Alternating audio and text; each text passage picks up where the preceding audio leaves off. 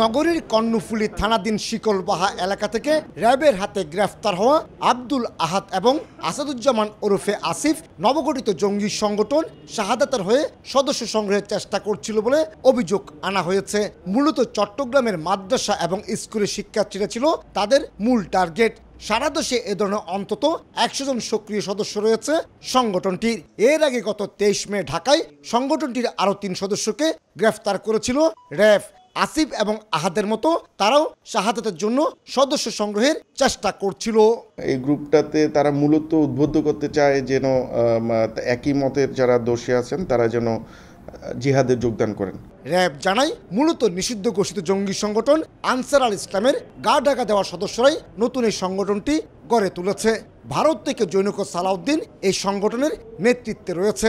নানা ধরনের মোবাইল অ্যাপের মাধ্যমে চলে সংগঠনের সদস্যদের যোগাযোগ। বড় ধরনের নাশকতার মাধ্যমে নিজেদের অবস্থান জানান দেওয়ার চেষ্টা রয়েছে জঙ্গি সংগঠনটি, যার জন্য সদস্যদের শারীরিক প্রশিক্ষণেরও ব্যবস্থা করা হয়েছিল।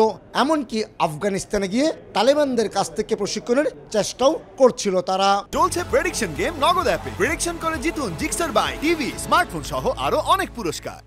তাদের লক্ষ্য হচ্ছে যে শারীরিক প্রশিক্ষণ গ্রহণ করতো, চেষ্টা করছে যদি কোথাও নাশকতামূলক কর্মকাণ্ডে লিপ্ত হয়ে একটা মিডিয়ায় তোলপাড় সৃষ্টি করা যায়। এদিকে শাহাদাতের আস্তানায় পাওয়া গোপন এক নথিতে সংগঠনটি দলীয় এবং জিহাদের পতাকাও তৈরির কথা বলা হয়েছে। একই সাথে তাদের এই মিশনের নাম দেওয়া হয়েছে খিলাফতে ইসলামিয়া।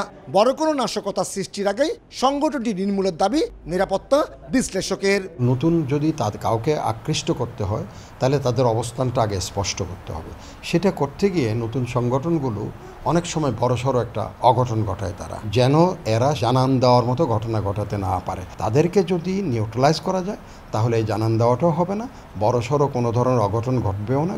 একের পর এক প্রকাশক, ব্লগার এবং এনজিও কর্মীদের কুপিয়ে হত্যার মাধ্যমে আলোচনায় আসে জঙ্গি সংগঠন আনসারুল্লাহ বাংলা টিম।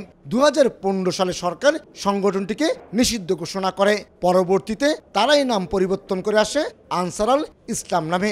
2017 সালে তাদেরকেও নিষিদ্ধ করে সরকার। কমল দে, সময় সংবাদ, চট্টগ্রাম।